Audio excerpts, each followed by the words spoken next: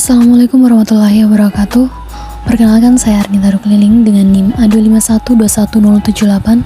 Saya dari Program Studi Pendidikan Kimia Fakultas Keguruan dan Ilmu Pendidikan Universitas Tadulako.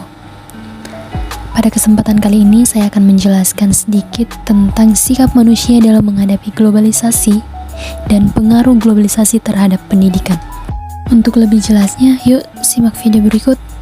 Seperti yang kita ketahui bahwa di era globalisasi sekarang ini, salah satu permasalahan penting yang sedang dihadapi bangsa ini adalah memudarnya semangat nasionalisme dan patriotisme di kalangan generasi muda. Menurut Undang-Undang Nomor 40 Tahun 2009 tentang Kepemudaan, menyatakan bahwa pemuda adalah warga negara Indonesia yang memasuki periode penting pertumbuhan dan perkembangan yang berusia 16 sampai 30 tahun. Penerus bangsa tentunya harus memiliki pengetahuan tentang dinamika kehidupan kebangsaan dalam pandangan kewarganegaraan. Pemuda adalah merupakan negara yang masih harus dididik menjadi seorang yang sadar akan hak dan kewajibannya, baik sebagai individu maupun anggota masyarakat. Terlebih, sikap nasionalisme yang sangat harus dimiliki oleh generasi muda yang kelak akan menjalankan kehidupan di negeri ini. Selain daripada itu, pemuda sebagai generasi penerus bangsa memegang peran penting dalam menumbuhkan sikap dan jiwa nasionalisme. Salah satu hal yang dapat dilakukan oleh generasi muda yaitu untuk mewujudkan sifat nasionalisme itu dengan cara memanfaatkan ilmu pengetahuan dan ilmu pengetahuan agama dengan sebaik-baiknya, karena memang kedua pengetahuan ini merupakan hal yang penting dalam pembinaan sikap nasionalisme.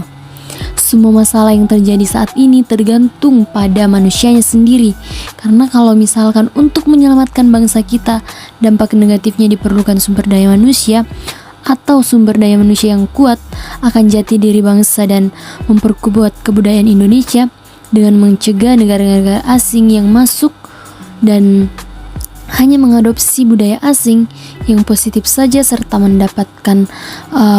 dapat membangun moral serta norma bangsa seperti mengendapkan gotong royong, toleransi dan tanggung jawab serta tujuan meningkatkan kepedulian terhadap kemajuan bangsa. Maka bela negara ini di zaman modern saat ini, globalisasi sangat berpengaruh, bahkan menjadi kebutuhan untuk mencapai suatu tujuan. Nah, pertanyaannya di sini, apakah itu positif atau negatif? Cara mengaksesnya juga sangatlah mudah, menggunakan fasilitas yang telah ada pada saat ini seperti Android. Nah, itu kita bisa gunakan Android sebagai dampak dari globalisasi. Globalisasi telah banyak menimbulkan dampak yang begitu besar. Contohnya tadi seperti Android. Nah, dalam dimensi kehidupan manusia, karena globalisasi ini merupakan proses internasionalisasi atau di mana seluruh ketahui masyarakat modern ini menjadi lebih eksis, sehingga dampak yang beragam ini juga muncul terutama pada aspek sosial. Nah, dampak positif kemajuan teknologi komunikasi dan informasi ini kan mempermudah manusia untuk berinteraksi dengan manusia lain, sedangkan dampak negatifnya itu banyak nilai-nilai budaya yang mengalami perubahan dengan cara meniru gaya-gaya hidup yang atau menerapkan secara selektif. Hal ini dapat kita lihat pada kemajuan teknologi yang semakin pesat. Nah, di sini juga globalisasi merubah pola pengajaran pada dunia pendidikan. Pengajaran yang bersifat klasik berubah menjadi pengajar-pengajar yang berbasis teknologi baru seperti internet, komputer, dan perubahan corak pendidikan mulai longgar. Untuk berkompetensi dan tekanan institut global ini, mau tidak mau harus membuat dunia politik dan membuat kebijakan yang harus berkompromi untuk melakukan perubahan.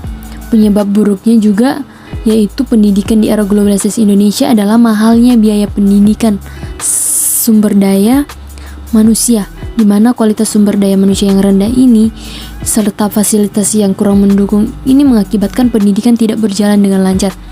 Dan dibutuhkan Indonesia sekarang ini itu adalah visioning, di mana pandangan strategi dan kepemimpinan itu semua kita tidak akan pernah beranjak dari transformasi yang terus dari tahun ke tahun.